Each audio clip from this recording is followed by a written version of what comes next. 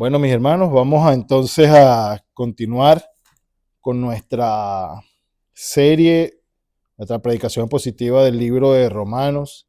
Estamos todavía en la porción de Romanos 8, Romanos capítulo 8, versículo del 1 al 11. Y para continuar con nuestra serie, vamos primero a repasar lo que vimos la última prédica, la última vez que nos reunimos, que estuvimos hablando sobre el libro de Romanos. Recordemos que estuvimos hablando que la ley del Espíritu de vida en Cristo nos libró de la ley del pecado y de la muerte. ¿De qué nos libró Jesucristo? De la ley del pecado y de la muerte. ¿Cuál era la ley del pecado y de la muerte? Todos lo sabemos. Si pecas, mueres. Estábamos muertos en nuestro delito y pecado.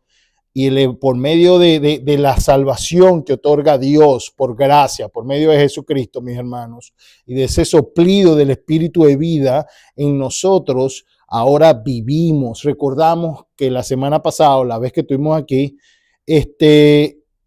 pudimos aprender por medio de la Escritura que el propósito del derramamiento del Espíritu Santo de Dios en nosotros, mis hermanos, es para andar conforme a su palabra, conforme a su ley, según lo que vemos en Ezequiel 36, cuando él dice que pondré mi espíritu para que anden en mis ordenanzas, en mis estatutos y en mis preceptos. En Cristo, mis hermanos, experimentamos un avivamiento que es visible por medio de vivir de acuerdo a los mandamientos de Dios. Lo vimos, no hay manera de decir que yo vivo en el Espíritu Santo y no andar en los mandamientos de Dios, no caminar conforme a la palabra de Dios. No existe cosa como tal, bíblicamente hablando. El avivamiento solamente puede ocurrir mediante el someterse a la ley de Dios, como dice Pablo en la misma porción de Romanos 8, del 1 al 11. Ese avivamiento fue profetizado sobre la casa de Israel y Judá en la visión del valle de los huesos secos que nos da el profeta Ezequiel. Esa profecía es cumplida en Cristo, quien nos da de su espíritu para que andemos en obediencia, para que seamos el pueblo santo de Dios, nación santa, real sacerdocio, pueblo adquirido por Dios, para que anunciemos las virtudes de aquel que nos llamó de las tinieblas a su luz admirable. Ahora, mis hermanos, una vez que ya estamos aquí, que reconectamos con lo que venimos hablando, vamos a seguir leyendo o vamos a leer de nuevo la porción de Romanos 8, del 1 al 11, la vamos a tener ahí en pantalla. Y leemos la versión de Reina Valera 1960, dice: ahora pues, ninguna condenación hay para los que están en Cristo Jesús, los que no andan conforme a la carne, sino conforme al Espíritu. La condenación es para los que no andan conforme a la carne, sino conforme al Espíritu. Porque la ley del Espíritu de vida en Cristo Jesús me ha librado de la ley del pecado y de la muerte. Porque lo que era imposible para la ley, por cuanto era débil por la carne, Dios, enviando a su Hijo en semejanza de carne de pecado y a causa del pecado, condenó al pecado en la carne, para que la justicia de la ley se cumpliese en nosotros, que no andamos conforme a la carne, sino conforme al Espíritu. Porque los que son de la carne piensan en las cosas de la carne, pero los que son del Espíritu en las cosas del Espíritu. Porque el ocuparse de la carne es muerte, pero el ocuparse del Espíritu es vida y paz. Por cuanto los designios de la carne son enemistad contra Dios, porque no se sujetan a la ley de Dios, ni tampoco pueden. Y los que viven según la carne no pueden agradar a Dios. Mas vosotros no vivís según la carne, sino según el Espíritu, si es que el Espíritu de Dios mora en vosotros. Y si alguno no tiene el Espíritu de Cristo, no es de él. Pero si Cristo está en vosotros, el cuerpo en verdad está muerto a causa del pecado, mas el Espíritu vive a causa de la justicia. Y si el espíritu de aquel que levantó de los muertos a Jesús mora en vosotros, el que levantó de los muertos a Cristo Jesús vivificará también vuestros cuerpos mortales por su espíritu que mora en vosotros. Damos gracias a Dios por su palabra, mis hermanos, y el argumento que traemos para el día de hoy es que Cristo vino en semejanza de carne de pecado. Y es importante, mis hermanos, poder entender qué significa esto y por qué vino en semejanza de carne de pecado. Recordemos una y otra vez que Pablo no necesita aclarar estos conceptos que vemos nosotros en la carta a los romanos, porque se sobreentiende que la audiencia principal entiende claramente lo que Pablo está hablando, los conceptos que está utilizando, las palabras que está escogiendo para enviar su mensaje. Pero nosotros que estamos 2000 años separados de aquel tiempo, de aquellas circunstancias, de aquella cultura, mis hermanos, inclusive que estamos leyendo una traducción de esas cartas originales, nosotros sí tenemos que profundizar en cada detalle que nos da Pablo, si queremos nosotros de verdad poder entender con claridad el mensaje que se nos está entregando. Entonces, conociendo esto, es importante ir paso a paso sobre las palabras que se nos dicen y por qué Pablo escoge esas palabras que no están ahí al azar, están inspiradas por el Espíritu Santo.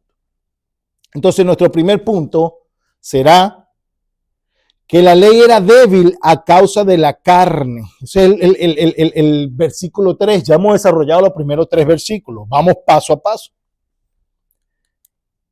Dice, y aquí agarro la Biblia textual, mis hermanos. Si usted tiene el dinero para comprar la Biblia textual, yo lo recomiendo.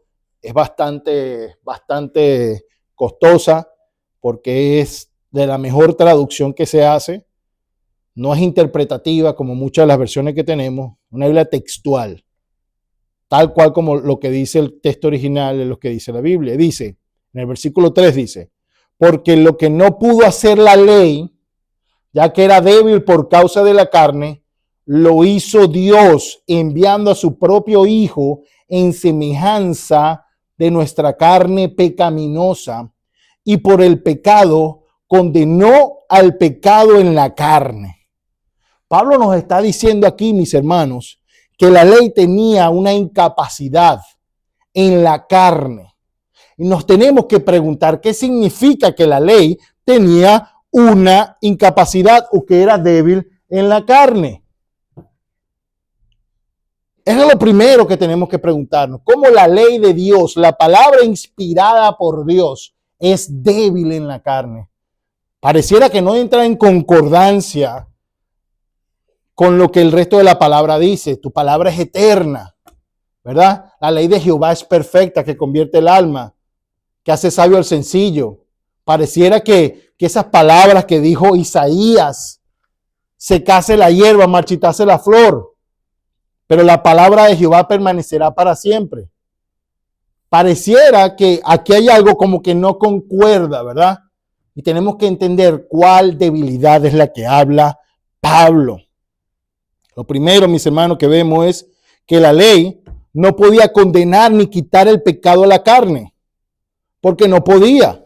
La ley en sí no podía hacer eso. Tuvo que venir Jesucristo en carne de pecado y por causa del pecado condenó el pecado a la carne. Tenía que venir Jesucristo en nuestra condición, hermano. El Dios eterno se hizo carne. Entró en el tiempo, entró en esta creación para condenar el pecado que nos tenía esclavizado a la carne. Eso es lo principal que vemos aquí que nos está diciendo Pablo.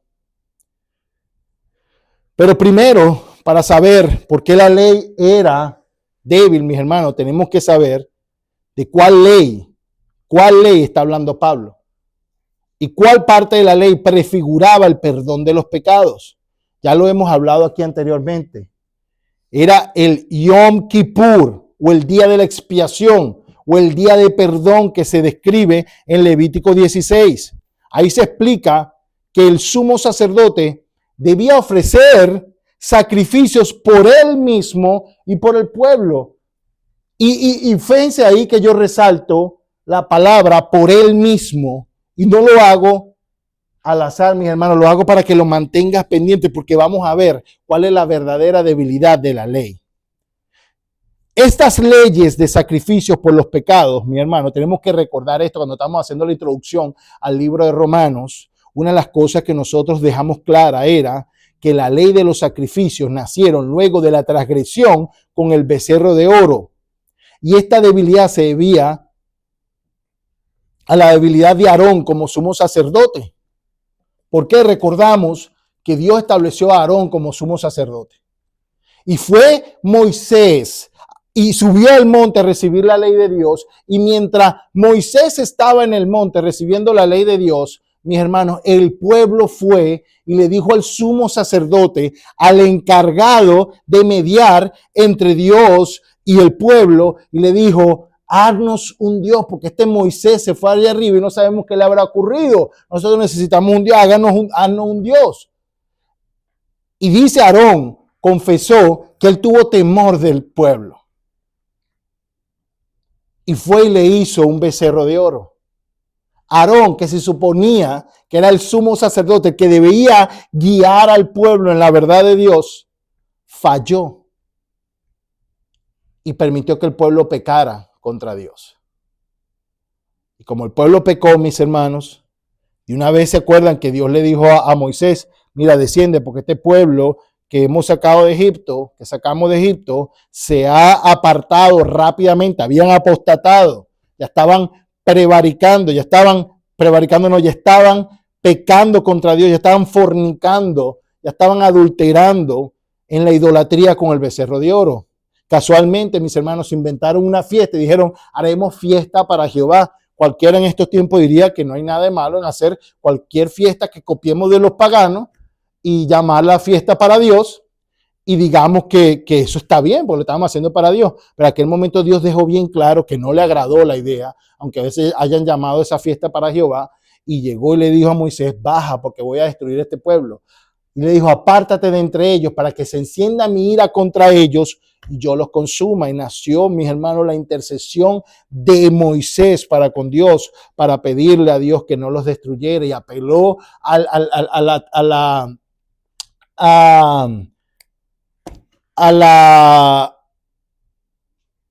se me fue la palabra, a la reputación de Dios. Apeló a la reputación, le dijo: no hagas tal cosa, no sea que los egipcios digan: mira, sacó al pueblo de Israel para destruirlos en el desierto.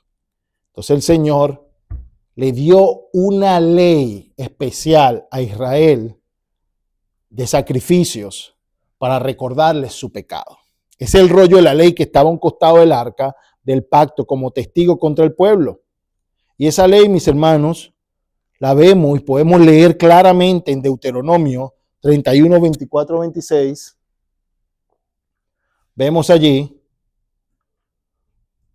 cómo Moisés dice: y cuando acabó Moisés de recibir las palabras de esta ley en un libro hasta concluirse, dio órdenes Moisés a los levitas que llevaban el arca del pacto de Jehová, diciendo: tomad este libro de la ley y ponedlo al lado del arca del pacto de Jehová vuestro Dios, y esté allí por testigo contra ti.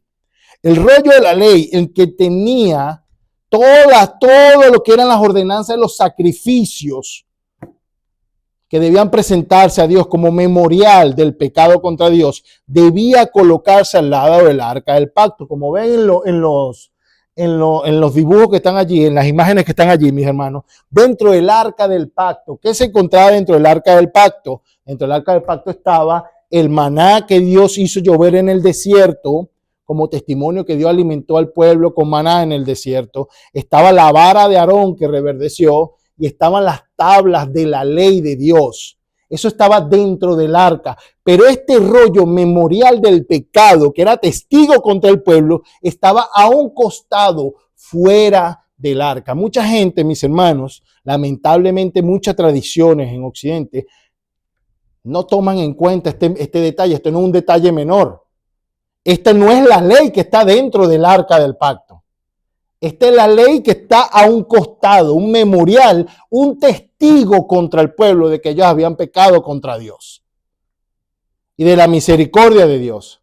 Parte de la gracia que Dios le está otorgando a ese pueblo para rescatarlo. Y esto es importante entenderlo. ¿Por qué? Porque estamos hablando de que hay debilidad en la ley por causa de la carne. Es importante que entendamos cuál era la debilidad de la ley por causa de la carne, porque los enemigos de la ley de Dios múltiples veces dicen, viste que la ley era inservible, era débil en la carne, tuvo que venir Jesucristo, por eso Dios abolió la ley, la pateó, ya no tenemos más ley. No, mis hermanos, la Biblia no puede contradecirse. Dios no puede decir que su ley es eterna, su justicia es justicia eterna y su ley la verdad, y después decir que la ley era algo para ser abolido. Jesucristo no puede decir en Mateo 5 de que él no vino a abolir la ley y los profetas, sino que hasta que pasen los cielos y la tierra, no se frustrará ni una jota ni una tilde de la ley hasta que todo sea cumplido.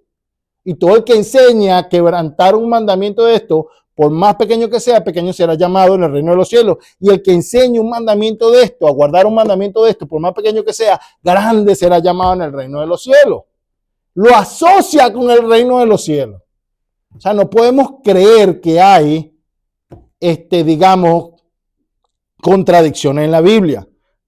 Y ahora yo quiero recordarte a lo que estamos aquí, lo que vimos en la introducción al libro de Romanos. Cuando hicimos la introducción al libro de Romanos, dijimos que la palabra Cristo viene de Christus, del griego Christus, que significaba ungido, que era la traducción a griega del Mashiach o Mesías, que significa el ungido, y que según el Antiguo Testamento, por ley, al único que se ungía, por ley, escucha bien esta palabra, el único que se ungía era el sumo sacerdote. Se le llamaba el ungido de Jehová, el sumo sacerdote. Y tú me dirás, bueno, pero en el Antiguo Testamento se ungió a David, se ungían profetas. Sí, por mandamiento de Dios, pero no estaba estipulado en la ley. No estaba escrito en la ley. El Mesías era el sumo sacerdote. Y aquí, mis hermanos, estamos entonces entrando en por qué la ley era débil, y vamos a entenderlo. Hebreos 5, del 1 al 9, nos habla del sacerdocio de Cristo. Y dice, Hebreos 5, del 1 al 9 dice, porque todo sumo sacerdote tomado de entre los hombres es constituido a favor de los hombres en lo que a Dios se refiere, para que presente ofrendas y sacrificios por los pecados, para que se muestre paciente con los ignorantes y extraviados, puesto que él también está rodeado de debilidad. ¿Estamos entendiendo la palabra debilidad? ¿Quién está rodeado de debilidad? Todo sumo sacerdote tomado de entre los hombres.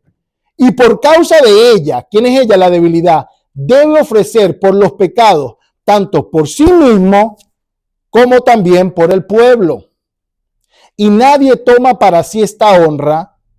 ¿Cuál honra es esa? El ser nombrado sumo sacerdote, sino que el que es llamado por Dios, como lo fue Aarón. Aarón fue llamado por Dios para ser sumo sacerdote. Así tampoco Cristo se glorificó a sí mismo haciéndose sumo sacerdote, sino que el que le dijo, tú eres mi hijo, yo te he engendrado hoy. Ahí puse entre paréntesis, eso lo agregué yo. Esto es el autor de Hebreos citando al Salmo 2:7. Como también dice en otro lugar, tú eres sacerdote para siempre según el orden de Melquisedec. Salmo 110:4. Y Cristo en los días de su carne, ofreciendo ruegos y súplicas con gran clamor y lágrimas al que podía librarlo de la muerte, fue oído a causa de su temor reverente, y aunque era hijo, por lo que padeció, aprendió la obediencia.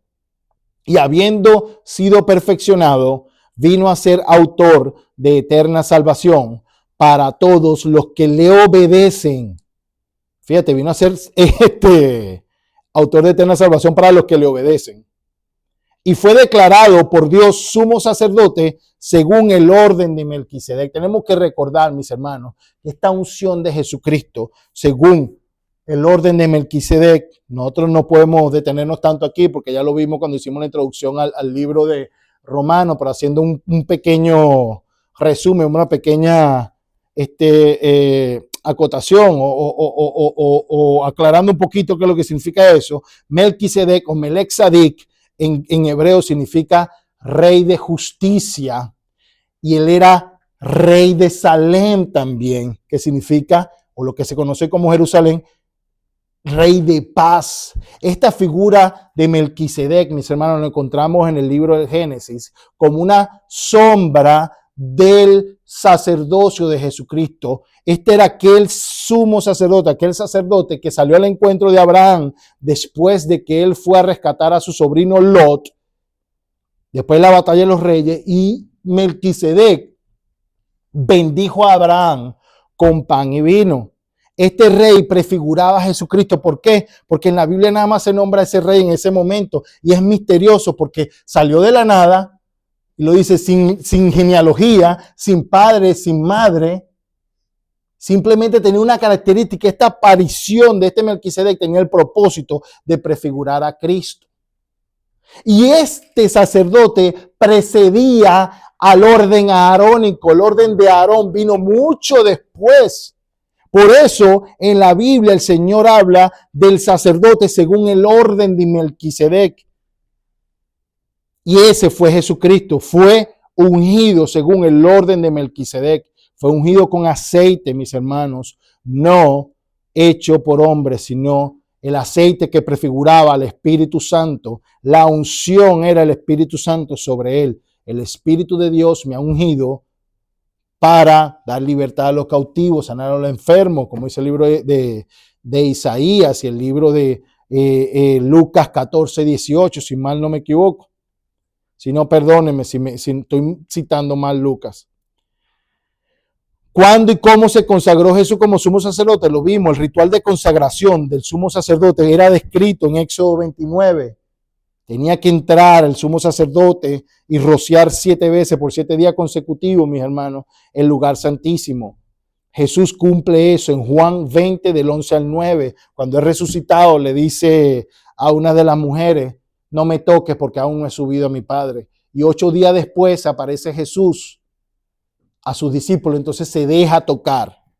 ¿Por qué? Porque Jesús tenía que haber cumplido con aquel ritual de consagración como sumo sacerdote. ¿Y qué era el sumo sacerdote, mis hermanos? Recordemos que antes de la transgresión del pueblo de Israel, todo el pueblo era sacerdote para Dios, pero el sumo sacerdote era el encargado de ser el enlace entre Dios y el pueblo, porque el pueblo le dijo a Dios, hey, ponga a alguien que hable entre tú y nosotros, porque no sea que muramos. Y ellos dijeron, bien ha dicho, esa es la posición del sumo sacerdote, el quien iba a interceder, el mediador entre Dios y el pueblo santo. Y los sacerdotes, que era el pueblo, eran los encargados, mis hermanos, de dar a conocer a Dios a todas las naciones alrededor de ellos. Era el encargado de vivir la ley de Dios de forma tal de que las naciones circundantes, mis hermanos, las naciones adyacentes pudieran conocer la gloria de Dios por medio del estilo de vida del pueblo de Israel. Esa era la diferencia. Todo el pueblo era sacerdote. Pero ¿qué sucedió, mis hermanos? Que el pueblo pecó. Y quitó Dios el arca del pacto, el tabernáculo de reunión. Después vamos a ver como en Deuteronomio 29:1 el Señor hace 2 pactos con el pueblo, el de Oreb y el de Moab. El de Moab lo hace con Pinjas, mis hermanos, que fue aquel hombre que atravesó con una lanza a 2 personas que estaban fornicando, mis hermanos, y fue ahí donde Dios le dio el sacerdocio a los levitas. Los levitas no eran los sacerdotes inicialmente.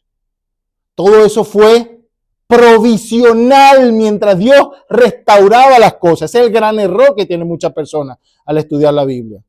No era la intención inicial a Dios, eso fue provisional mientras Dios desarrollaba todas las cosas. Entonces, el ministerio de Jesucristo como sumo sacerdote, seguimos leyendo el libro de Hebreos, y el libro de Hebreos, cuando lo lees correctamente, te darás cuenta que habla del sacerdocio de Jesucristo. Y dice, si lees conmigo, mis hermanos, si pues, eso en Hebreos 7, 11 al 28 dice, si pues la perfección fuera por el sacerdocio levítico, porque bajo él recibió el pueblo la ley, ¿qué necesidad habría aún de que se levantase otro sacerdote según el orden de Melquisedec? Y que no fuese llamado según el orden de Aarón. Aquí el autor del libro hebreo está haciendo una pregunta legítima. Si la perfección hubiese sido por el sacerdocio levítico, ¿por qué entonces Dios en el Salmo 119 requiere que se levante un sacerdocio según el orden de Melquisedec y no fuese tomado según el orden de Aarón? Porque cambiado el sacerdocio, necesario es que haya también cambio de ley. Y aquel de quien se dice esto es de otra tribu, de la cual nadie sirvió al altar, porque manifiesto es que nuestro Señor vino de la tribu de Judá, de la cual nada habló Moisés tocante al sacerdocio. Y esto es aún más manifiesto si a semejanza de Melquisedec se levanta un sacerdote distinto, no constituido conforme a la ley del mandamiento acerca de la descendencia. Aquí está la clave. El mandamiento de acuerdo a la descendencia, esa es la ley que se está cambiando. ¿Por qué? Porque eran los sacerdotes, hijos de Aarón, eran una descendencia en la carne, los que iban a recibir el sacerdocio. No era de acuerdo a ese mandamiento que se levantaba el orden de Melquisedec o el nuevo sacerdote según el orden de Melquisedec, sino, como dice el versículo 16, lo volvemos a leer, no constituido conforme a la ley del mandamiento acerca de la descendencia, sino según el poder de una vida indestructible. Ese era el sumo sacerdocio que estaba apuntando Dios hacia el futuro. Pues se da testimonio de él, diciendo, tú eres sacerdote para siempre, según el orden de Melquisedec. Vuelve a citar el Salmo 110, el autor de Hebreo. Queda pues abrogado el mandamiento anterior a causa de su debilidad e ineficacia. ¿Por qué? Presten atención, porque era débil e ineficaz ese mandamiento, porque nada perfeccionó la ley. Y de la introducción de una mejor esperanza por la cual nos acercamos a Dios. Y esto no fue hecho sin juramento, porque los otros, ciertamente sin juramento, fueron hechos sacerdotes. Pero con el juramento del que dijo, juró el Señor y no se arrepentirá, tú eres sacerdote para siempre, según el orden de Melquisedec. Por tanto, Jesús es hecho fiador de un mejor pacto. Y los otros sacerdotes, presta atención, llegaron a ser muchos debido a que por la muerte no podían continuar. Ahí está la debilidad del pacto. Ellos por la muerte no podían continuar siendo sumo sacerdote. Mas por cuanto permanece para siempre, tiene un sacerdocio inmutable, por lo cual puede también salvar perpetuamente a los que por él se acercan a Dios, viviendo siempre para interceder por ellos, porque tal sumo sacerdote nos convenía santo, inocente, sin mancha, apartado de los pecadores y hecho más sublime que los cielos, que no tiene pecados que no tiene necesidad cada día, como aquellos sumos sacerdotes, de ofrecer primero sacrificio por sus propios pecados y luego por los del pueblo, porque esto lo hizo una vez para siempre, ofreciéndose a sí mismo, porque la ley constituye sumos sacerdotes a débiles hombres. Aquí está la debilidad por la carne de la ley de la que habla Pablo, porque la palabra del juramento posterior a la ley, al Hijo hecho perfecto para siempre. Lo que está diciendo el autor del libro de Hebreos, mis hermanos, es que era necesario que el ministerio del sumo sacerdote fuera cambiado. ¿Por qué? Porque había debilidad. Los sumos sacerdotes, primero, ellos morían, eran débiles en la carne. Tenían que ofrecer sacrificios por ellos mismos y por lo del pueblo. No podían perfeccionar, mis hermanos, porque estaban atados a la carne. Era necesario que un sumo sacerdote con una vida indestructible, un hombre o una persona sin pecado, sin mancha, que pudiera interceder por el pueblo, pudiera acercarse a Dios. Fíjate las palabras que utiliza el autor del libro de Hebreos, porque por medio de él nos acercamos a Dios, porque esa es la función del sumo sacerdote, ser el mediador entre Dios y los hombres. Y ahí estaba la debilidad en la carne de la ley de la que habla Pablo. Pablo está diciendo, porque la ley, mis hermanos, era débil en la carne, porque los hombres, los sumos sacerdotes, mi hermano, no podían ayudar al pueblo, porque ellos tenían que ofrecer sacrificio por sí mismos, mientras que Jesús ofreció un sacrificio una sola vez y para siempre, por nosotros, no por él, porque él no pecó, por nosotros. Y fue una ofrenda, mis hermanos, se ofreció para salvar nuestros pecados, para salvarnos de nuestro pecado. Seguimos entonces con el ministerio del sumo sacerdocio de Jesucristo. Hebreos 9, del 9 al 12 dice, lo cual es símbolo para el tiempo presente. Aquí está hablando, mis hermanos, de aquello que hacía el sumo sacerdote en el tabernáculo, que le dijo Dios que construyera a Moisés. Eso era el símbolo del tiempo presente, según el cual se presentan ofrendas y sacrificios que no pueden hacer perfecto en cuanto a la conciencia al que practica ese culto, ya que consiste solo de comidas y bebidas, de diversas abluciones y ordenanzas acerca de la carne, impuestas hasta el tiempo de reformar las cosas. Pero estando ya presente Cristo, el ungido, como sumo sacerdote de los bienes venideros, por el más amplio y más perfecto tabernáculo, no hecho de manos, es decir, no de esta creación y no por sangre de machos cabríos ni de becerros, sino por su propia sangre, entró una vez para siempre en el lugar santísimo, habiendo obtenido eterna redención.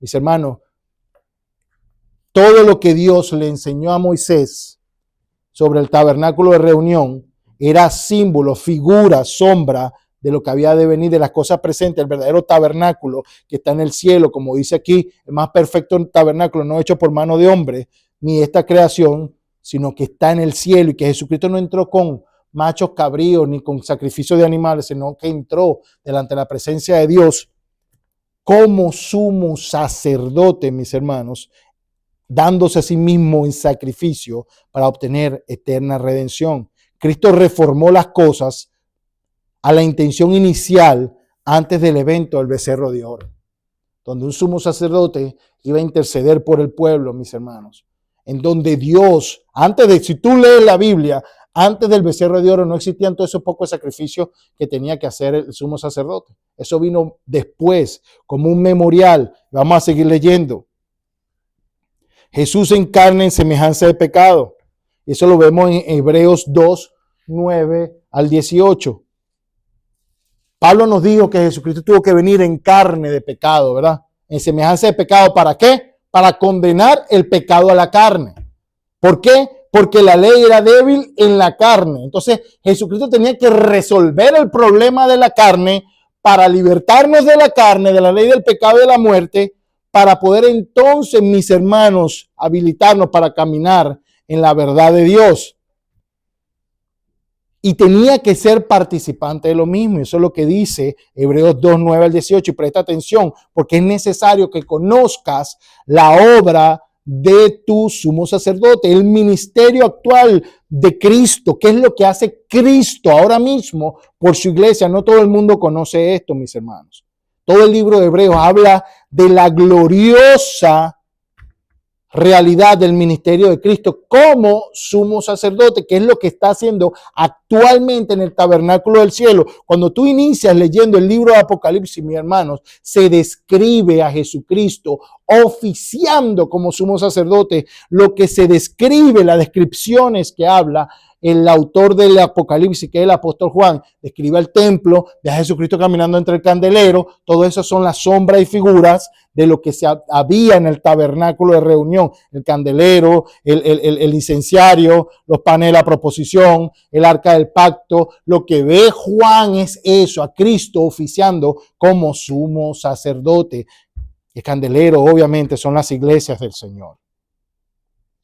Leemos Hebreos 2, del 9 al 18, dice: pero vemos a aquel que fue hecho un poco menor que los ángeles, a Jesús, coronado de gloria y de honra a causa del padecimiento de la muerte, para que por la gracia de Dios gustase la muerte por todos, porque convenía a aquel por cuya causa son todas las cosas y por quien todas las cosas subsisten, que habiendo de llevar muchos hijos a la gloria, perfeccionase por aflicciones al autor de la salvación de ellos. Porque el que santifica y los que son santificados, de uno son todos.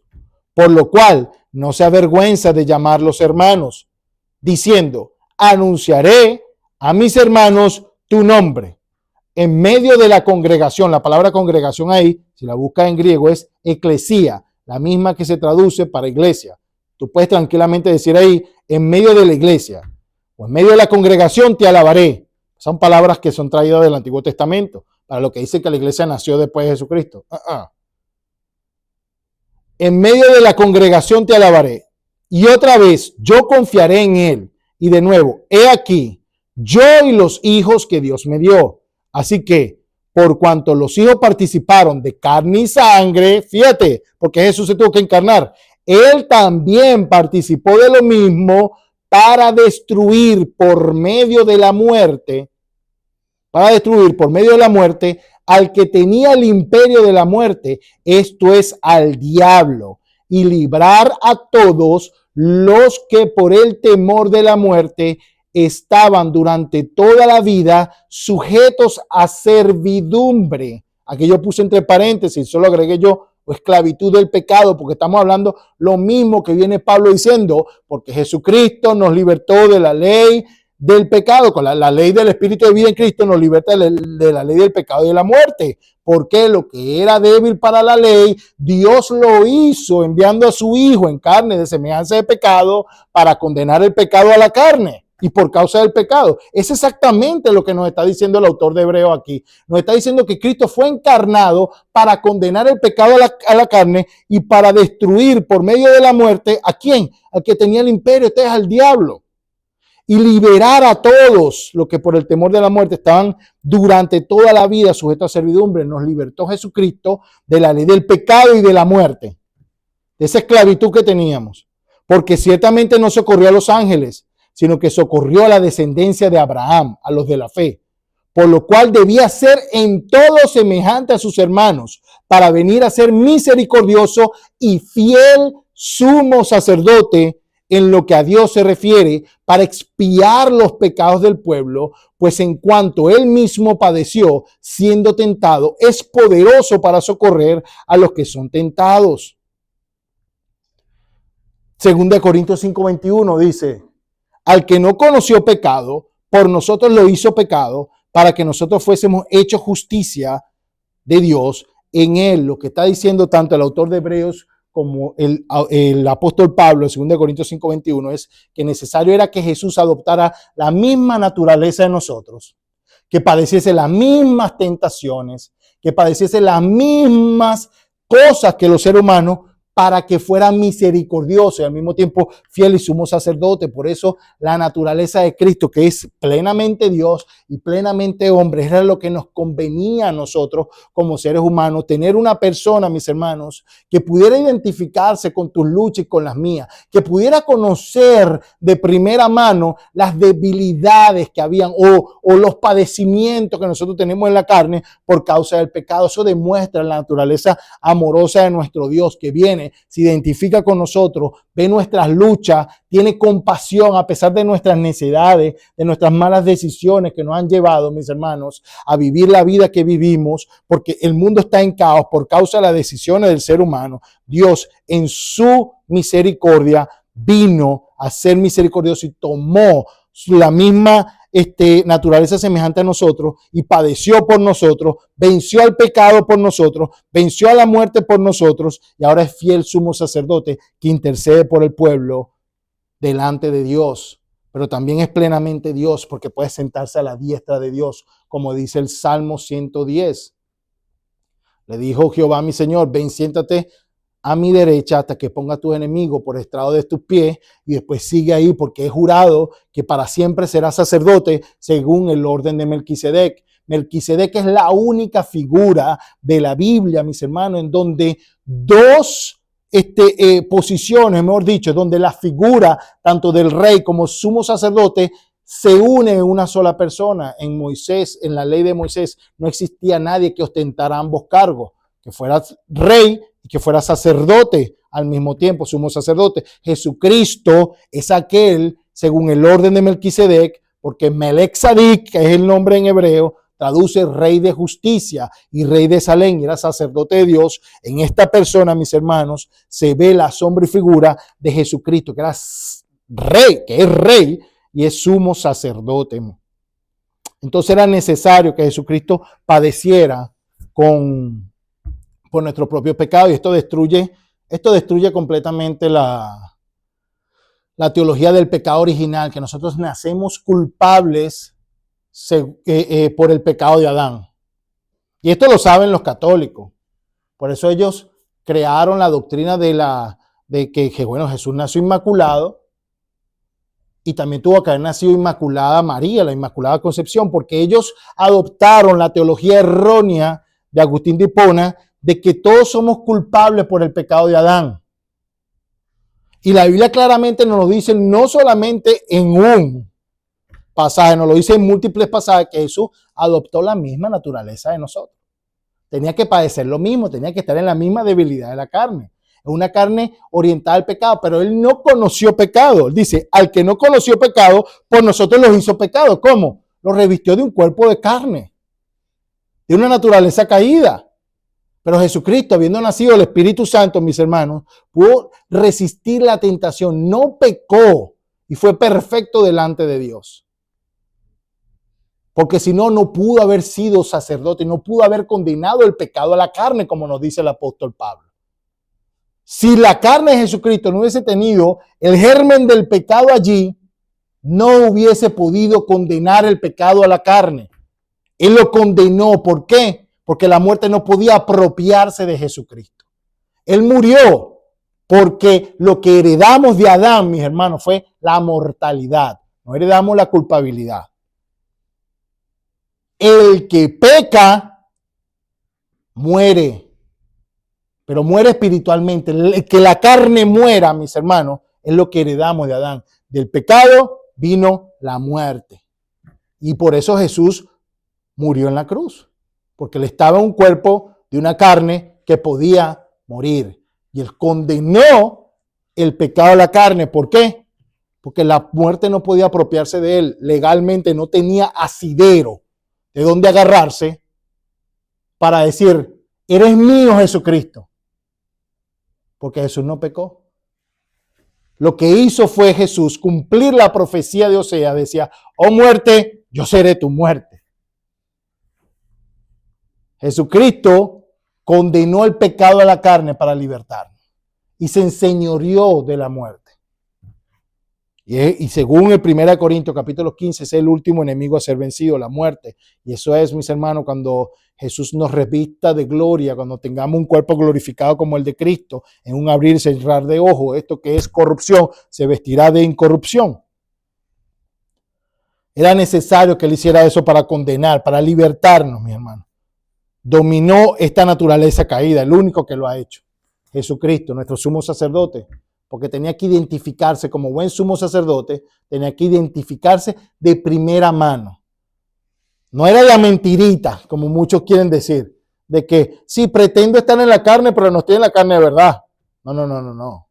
Jesucristo vino en carne, como esta carne que tenemos tú y yo. La diferencia es que él no pecó, porque padeció, sufrió, fue muerto. Si él no hubiese tenido una carne como nosotros, no hubiese muerto, no hubiese sangrado, no hubiese padecido dolor, no hubiese padecido hambre, no hubiese padecido sueño, no hubiese sudado, mis hermanos. Jesucristo participó de la misma naturaleza de nosotros, no como algunos dicen que no.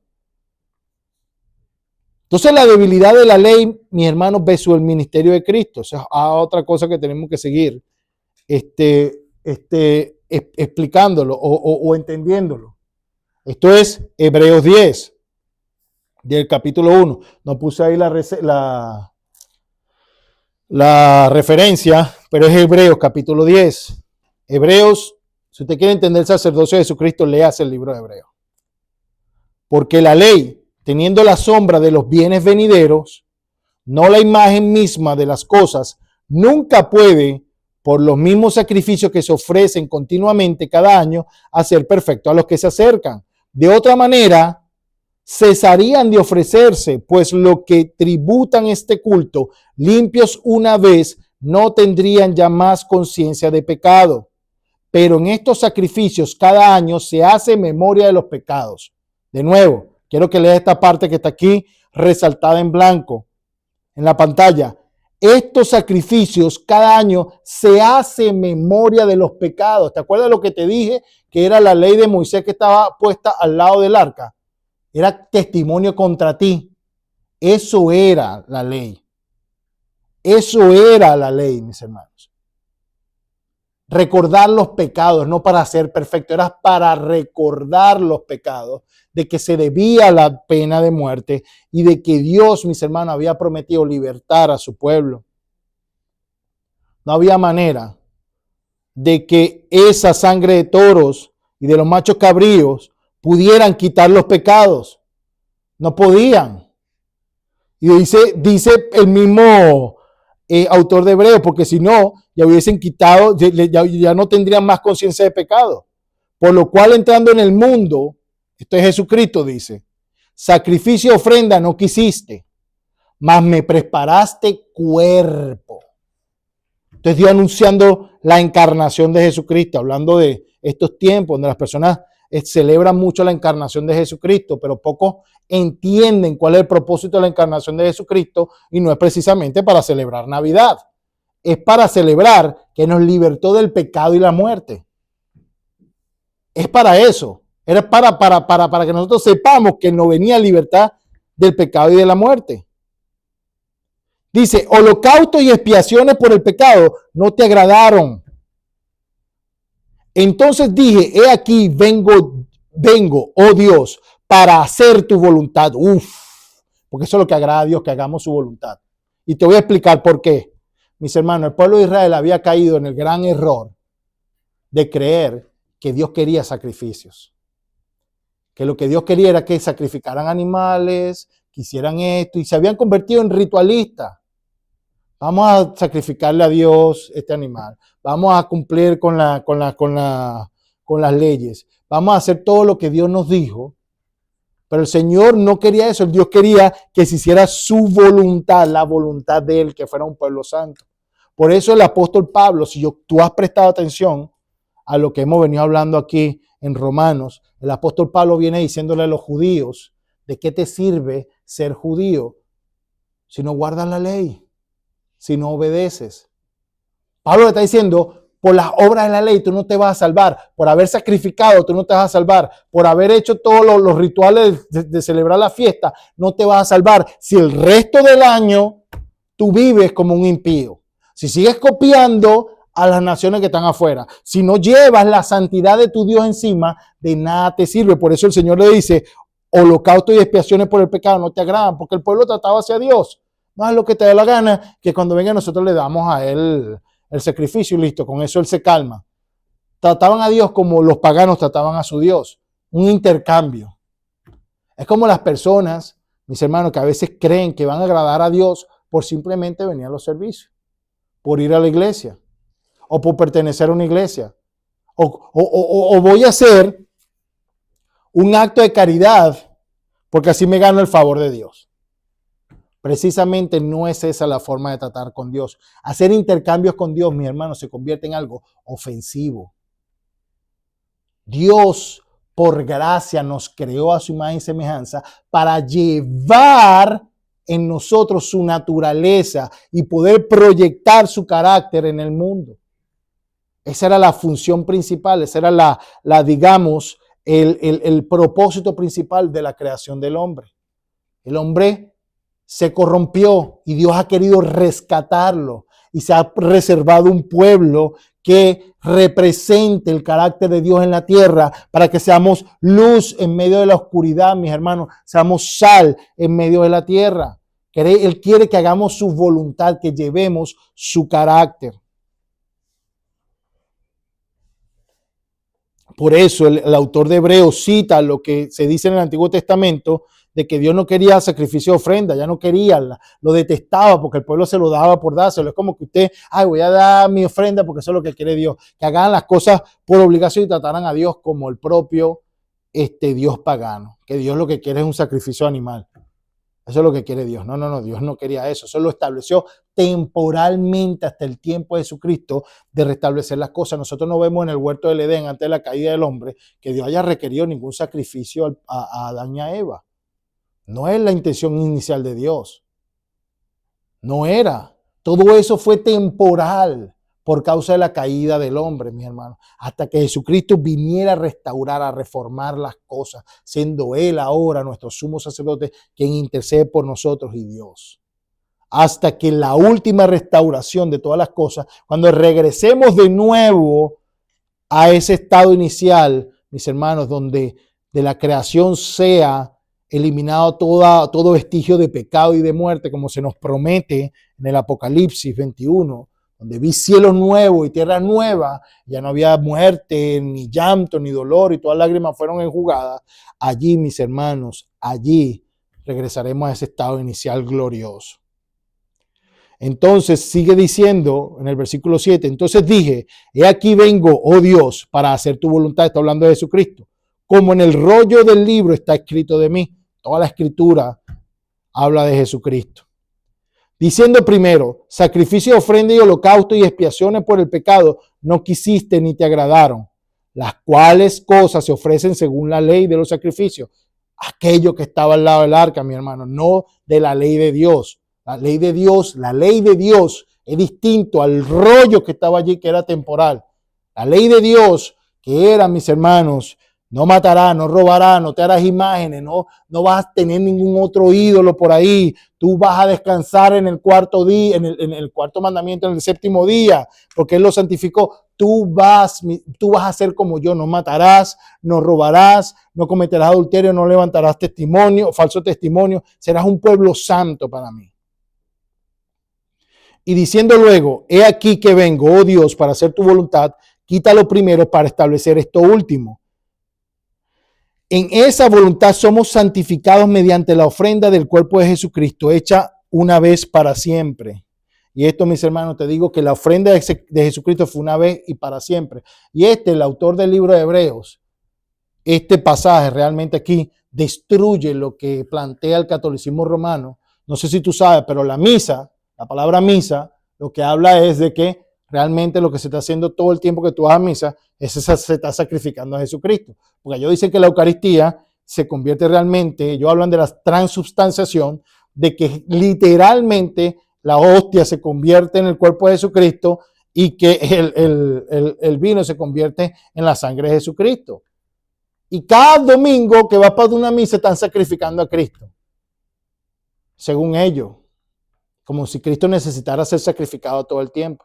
La Biblia dice que fue una sola vez y para siempre. Por eso nosotros creemos que la cena del Señor es un memorial de lo que Cristo hizo. Por eso Él dijo, hagan esto en memoria de mí. Fue lo que Él dijo, Jesucristo. ¿Por qué? De lo que Él hizo, Es un memorial. No es para nada, mis hermanos, un acto de sacrificio de Jesucristo al mismo tiempo. Por eso contradice la Escritura. Y sigue leyendo ese mismo capítulo, el versículo del capítulo 10 de Hebreos, dice, y ciertamente todo sacerdote está día tras día ministrando y ofreciendo muchas veces los mismos sacrificios que nunca pueden quitar los pecados. Este es el autor de Hebreos explicándole a los hebreos, mis hermanos, todavía no había sido destruido el segundo templo. Quiero ponerlo en contexto aquí. No había sido destruido el segundo templo en Israel, y muchos israelitas o muchos judíos que habían creído en Jesucristo, por causa de la persecución de los judíos, estaban considerando regresar al antiguo modelo del pacto. Y el autor de Hebreos le está dando a ellos ánimos para que no regresen atrás, enseñándole todo lo que había conseguido Jesucristo y todo lo que anunciaba el Antiguo Testamento y cuán glorioso y superior es el ministerio de Jesucristo como sumo sacerdote, para que no regresaran a los rudimentos de la ley mosaica, de que no eran para nada, mis hermanos. Cuando hablamos de la ley mosaica, es la ley del sumo sacerdocio levítico y de todos los sacrificios, que eso era temporal. El autor de Hebreos le está recordando a ellos el por qué fue instituido y por qué era débil y por qué nos conviene un sumo sacerdocio de Jesucristo. Y si tú entiendes esto, vas a entender el mismo mensaje que está diciendo Pablo en Romanos 8:3, de que la ley era débil por causa de la carne, porque los sumos sacerdotes eran débiles en la carne, eran pecadores como tú y como yo, y no podían acercarnos a Dios, porque tú sabes que es terrible, mi hermano, tener un sumo sacerdote que es tu enlace entre tú y Dios, y de que Él esté peor que tú. Eso era la realidad del pueblo de Israel. ¿Y cómo lo sabemos? Porque cuando leemos los evangelios no vemos nosotros a Jesucristo discutiendo con los fariseos y los saduceos, mis hermanos, que no lo reconocían. En la noche que lo capturaron para hacer el juicio en el Sanedrín, le decían: dinos abiertamente si tú eres el Cristo. Ya lo he dicho de frente, ustedes no creen. Le decía múltiples veces Jesucristo: ustedes no quieren venir a mí para que yo les dé vida eterna. ¿Por qué? Porque la palabra de mi Padre no haya cabida en vuestros corazones. O sea, qué terrible tener un sumo sacerdote. Ese era el sumo sacerdote, Caifás. Un sumo sacerdote desconectado de Dios. ¿Cuál es la consecuencia de eso para el pueblo, mis hermanos? Perdición. Desconectado completamente.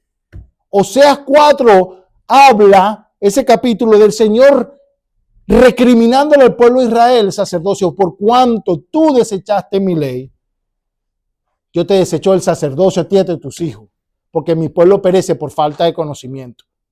Un sumo sacerdote que no les enseñaba al pueblo. Jesucristo es ese sumo sacerdote que nos conviene porque es santo, puro, que está en constante comunicación con el Padre, con nuestro Dios, y que constantemente Él nos enseña, nos instruye, nos guía, edifica la congregación de los santos de Dios, porque yo edificaré mi iglesia, dice. Entonces, es esto lo que yo quiero que tú entiendas de cuál es el ministerio de tu Señor y Salvador Jesucristo. Mucha gente no lo conoce, mis hermanos. Y esto es lo que está diciendo, intentando el autor de Hebreos, a partir de Hebreos 10:11, en esta lámina que ustedes ven, dice: y ciertamente todo sacerdote está día tras día ministrando y ofreciendo muchas veces los mismos sacrificios que nunca pueden quitar los pecados. ¿Por qué? Porque el pecado está en la carne, necesario era que ocurriera algo, y eso era Jesucristo que dijo: pero Cristo, habiendo ofrecido una vez para siempre, la transubstanciación católica queda derogada, queda refutada por la misma palabra, una vez para siempre, un solo sacrificio por los pecados, se ha sentado a la diestra de Dios, de ahí en adelante esperando hasta que sus enemigos sean puestos por estrado de sus pies. Esto está citando el Salmo 110. Porque con una sola ofrenda hizo perfectos para siempre a los santificados. Y nos atestigua lo mismo el Espíritu Santo, porque después de haber dicho: este es el pacto que haré con ellos después de aquellos días, dice el Señor, pondré mis leyes en sus corazones y en sus mentes las escribiré. Y añade: y nunca más me acordaré de sus pecados y transgresiones, pues donde hay remisión de esto, no hay más ofrenda por el pecado. Así que, hermanos, teniendo libertad para entrar en el lugar santísimo por la sangre de Jesucristo, por el camino nuevo y vivo que Él nos abrió a través del velo, esto es, de su corazón sincero, en plena certidumbre de fe, purificados los corazones de mala conciencia y lavados los cuerpos con agua pura. El autor de Hebreos está usando un lenguaje que la gente de aquel tiempo, del primer siglo, entendía. En el lugar santísimo solo podía entrar el sumo sacerdote, y ahora por medio de Cristo podemos entrar a ese lugar santísimo que representa la presencia de Dios, donde habita la presencia de Dios, y podemos entrar confiadamente porque ya nuestros pecados han sido lavados, mis hermanos. Y nos ha hecho perfecto una sola vez y para siempre. Nos sigue purificando por medio de su palabra. Ahora, conclusión para cerrar. El mensaje de hoy era que Jesucristo vino en semejanza de carne de pecado y de que la ley era débil por causa de la carne. Pero lo que era débil para la ley, Dios lo envió. Las palabras, vemos lo que realmente dice el libro de Romanos en el capítulo 3. Dice, porque lo que no pudo hacer la ley, ya que era débil por causa de la carne, lo hizo Dios enviando a su propio Hijo en semejanza de nuestra carne pecaminosa, y por el pecado condenó el pecado a la carne. ¿Por qué? Porque los israelitas, los judíos, mi hermano, se glorificaban en la ley, pensando que la ley los justificaba. Y Pablo le está diciendo, cuando hablo de la ley del sacerdocio. Pablo lo que le está diciendo a ellos es que tú nunca entendiste lo que la ley significaba. La ley de Dios, mis hermanos, en cuanto al sacerdocio se refería, cargaba una debilidad que era la carne tanto del sacerdote como lo del pueblo.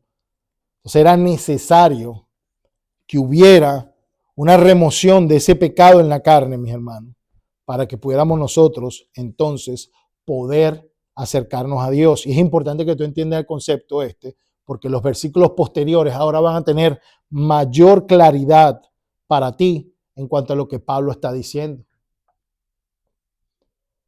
El pueblo de los judíos se glorificaban en su ley y Pablo no quería que se glorificaran en la ley. Pablo lo que quería era que se glorificaran en Cristo.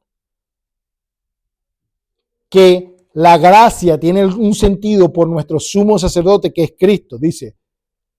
Porque ya que era débil por causa de la carne, lo hizo Dios enviando a su propio Hijo en semejanza de nuestra carne pecaminosa, y por el pecado condenó el pecado a la carne. Era necesario, mis hermanos, que Él viniera a condenar el pecado a la carne para libertarnos.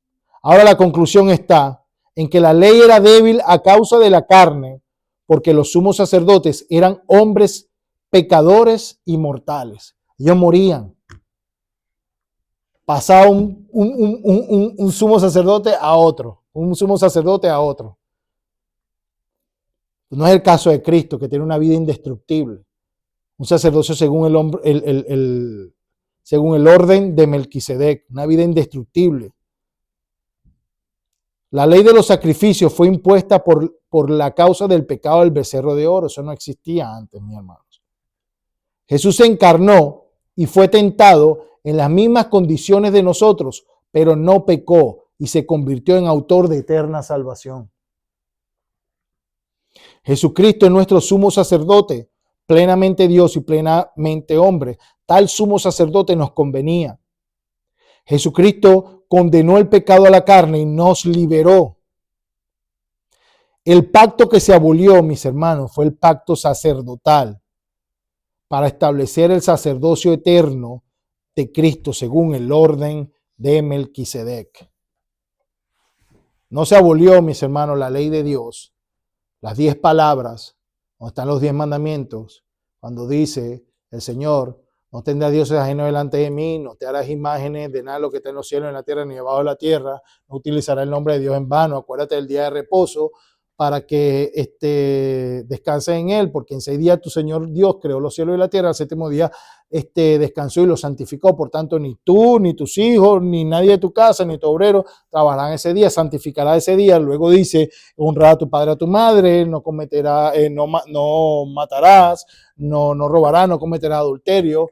Y todos los demás mandamientos, mis hermanos, que habla la palabra de Dios, ninguno de esos fueron abolidos, porque son en lo que refleja el carácter de Dios. Todas las demás leyes, mi hermano, de los sacrificios para hacer memorial del pecado y el sacerdocio levítico, eso fue lo que cambió. ¿Por qué? Porque era necesario que hubiera un cambio de sacerdocio, del sumo sacerdote, porque el pueblo no tenía conexión con Dios. Si tú lees el Antiguo Testamento, mis hermanos, eran las personas que buscaban de corazón a Dios, eran los que se conectaban con Dios. Por eso vemos una y otra vez Dios enviando profetas contra el pueblo de Israel, porque se habían apartado de ellos, y contra los sacerdotes de Israel, porque eran altamente pecadores, mi hermano.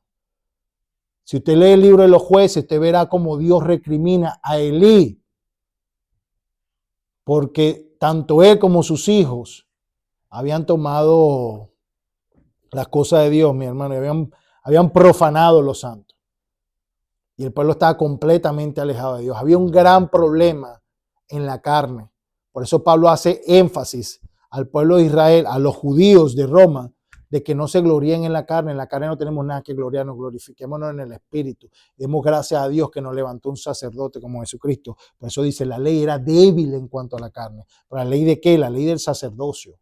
La ley era imposible cumplirla en la carne. Pablo nos lo dice, porque las cosas de la carne o la mente concentrada en la carne es enemistad con Dios y no se sujeta a la ley de Dios porque no puede. Pablo equipara el no sujetarse a la ley de Dios como enemistad contra Dios. Que no podían, porque era débil. Necesitamos un sumo sacerdote, mis hermanos, que haya padecido lo mismo que nosotros, pero sin pecado, que pudiera identificarse como Dios, porque es Dios, pero también pudiera identificarse con los seres humanos, porque fue plenamente hombre. Ese sumo sacerdote es el que nos convenía, Jesucristo. Y Él, mis hermanos, es el que nuestro enlace entre Dios y los hombres. Por eso Jesucristo dice, nadie puede ir al Padre sino a través de mí, porque Él es el sumo sacerdote. Por medio de Él nos acercamos a Dios. Por eso es blasfemo. Es completamente blasfemo que alguien quiera tomar la posición de sumo sacerdote. Por lo menos un pastor no puede ser el intermediario entre tú y Dios. Por eso, mis hermanos, el nombre o el título de sumo pontífice que se le otorga al Papa de Roma, el vicario de Cristo, es completamente blasfemo. Porque él no es intermediario entre Dios y los hombres. Él es un hombre como tú y como yo, carnal, débil. El único sumo sacerdote que tenemos es Jesucristo. Bueno, vamos a orar, mis hermanos, para que sepamos que la